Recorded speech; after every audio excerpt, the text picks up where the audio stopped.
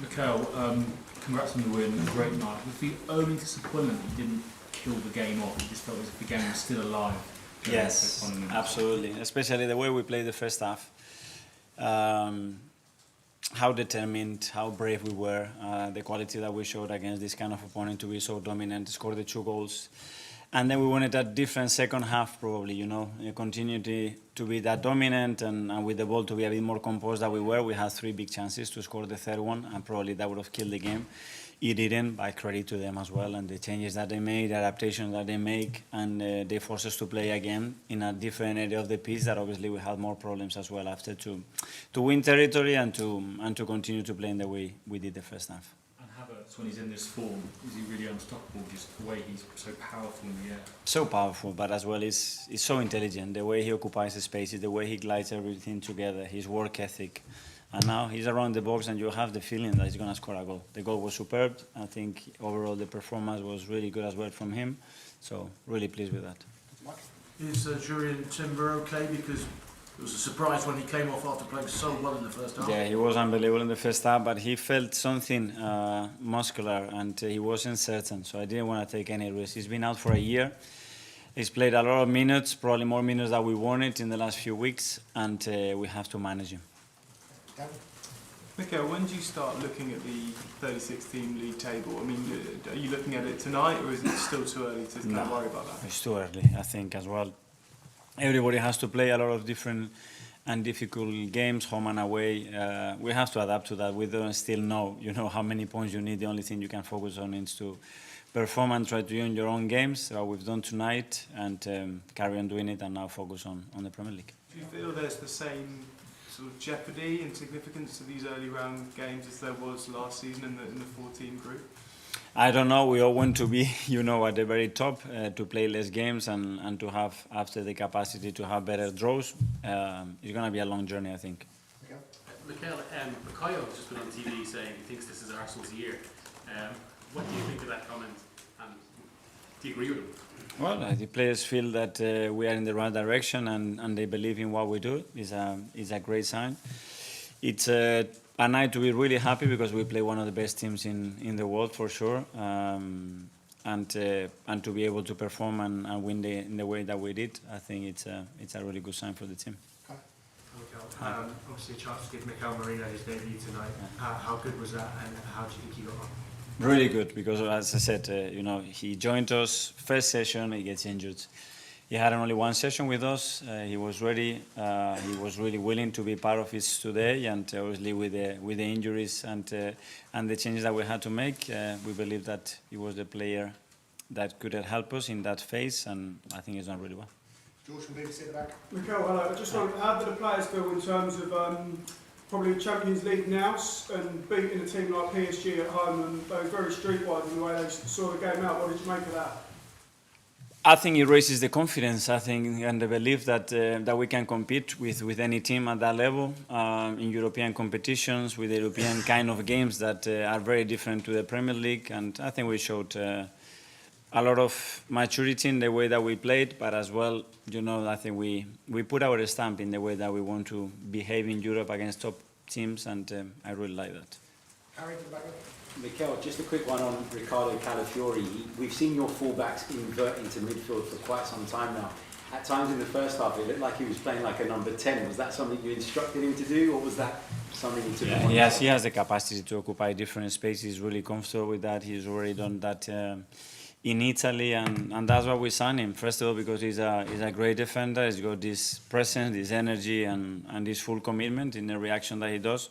And then he's really brave. He doesn't care in any situation. He wants the ball. He wants to make things happen with it, and he's happy to play in different roles. Gentleman here. Hi, Mikel. I would like to ask you about the Declan Rice. This season with Thomas fit to play from the very beginning. He's playing more on the left of the midfield, and he seems to be less involved than last season, for example, with the ball. At least it seems. Maybe you have data which gives him over the same. Just saying how he looks like from outside, at least to me. I would like to ask you what do you expect from him on that role? If it's similar to what we have seen in your team with Granit Xhaka, for example, if you are happy with how he's been dealing with that playing at the left of the midfield. Yeah, I'm very happy. Obviously, we have to understand the context of games that we played. For example, last Saturday when we played here, he was very dominant with the ball. I think he created one of the best stats that they were produced in the Premier League. But obviously we play different contexts, and this player's got the capacity to play different kind of games and still be very, very important for the team. Today we use him as a 6 as well in the second half. It's a great quality that he has as well, so he gives us so much. Amy? Hi, Mikel. You used the word maturity just now talking about your team. When you look at them before sending them out for a game like this, do you feel differently to last season in the Champions League, that they've found something new about how they want to attack this competition that maybe was harder to do first year back after so many years? I sensed it differently yesterday as well, and the way we were preparing the game and how they wanted the level of focus. But I think they wanted to prove a point tonight as well, that against the top teams at home, we can be ourselves and we can be very dominant as well. And it's another step. We have to continue to do that. Okay, we have the last two, Tom. Yeah, just a similar theme. Do you think the players needed a big win like this against a big team to kind of feel that belief that they can beat the biggest club? I think so, and it creates as well these special nights at the Emirates, in European nights against big clubs, you know, and that belief is something that lifts the energy and lifts the spirit of everybody. And first of all, it's about believing that you can face those incredible teams and you have a really good chance to beat them, and you are good enough to do that. So I think it's going to be very helpful. Finally, Sammy. Mikel, as Amy said, obviously only your second season in the Champions League, but there seemed to be like a bit of a calm and control about your team tonight, particularly in the second half when they were maybe coming on to you a little bit more. That must have been something that impressed you. It did, and especially as well because the result at halftime was similar to a few days ago, and then what happened, and managing emotionally that and staying in the game in the way that we had to do, I was really impressed and happy with that, even though there were still, especially in the second half, things that we must do much better. Thanks. Good night, everyone. Thank you. Bukayo Saka and Declan Rice are about to get an unstoppable new partner at Arsenal, thanks to Mikel Arteta's latest signing. Arsenal is gearing up to unleash Mikel Merino and their set-piece routines in time for the European clash against PSG. While Merino wasn't a regular starter for Spain, he proved just as crucial as anyone else, shining in their quarter-final match against Germany. The man who would go on to sign for Arsenal that same summer soared to meet a curling cross, heading past Manuel Neuer to secure the win for La Roja. As Arsenal prepares to welcome their new signing, anticipation is building over what the 28-year-old will bring to the squad. However, it's his standout performance at the European Championship that should excite fans the most. While Merino has an array of qualities, his aerial threat stands out. That said, Arteta surely believes there's much more Merino can offer the team. He'll bring, first and foremost, an unbelievable footballing brain, Arteta said before the game against Leicester. He's so smart, the way he chooses to occupy spaces and position himself, it's rare to see that. Then, he's a truly talented player in all phases, defending, attacking, he can deliver and complement the quality we already have in midfield. Physicality, for sure, and he's a huge threat. The moment he's in the opponent's box, you'll see he's a massive, massive danger.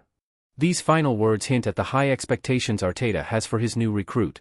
There was a sense of obsession in Arteta's pursuit of Merino throughout the transfer window, and his determination paid off, despite interest from the likes of Barcelona and Atletico Madrid. But perhaps the real winners here will be Declan Rice and Bukayo Saka. As Arsenal's primary corner takers, the introduction of Mikel Merino will surely boost their assist numbers, something for fantasy football players to keep in mind. Stats enthusiasts will be thrilled to know that Merino ranked in the 99th percentile for aerial duels won by midfielders across Europe's top 5 leagues. With an impressive 5.98 aerial duels won per 90 minutes, he's definitely a player to watch this season. As he steps into the squad, Arsenal's set-piece coach, Nicolas Jover, will have a new weapon in his arsenal. Merino has already been seen training with the team ahead of the PSG match. Should the Spaniard make his debut here, a warm reception at the Emirates Stadium is sure to follow.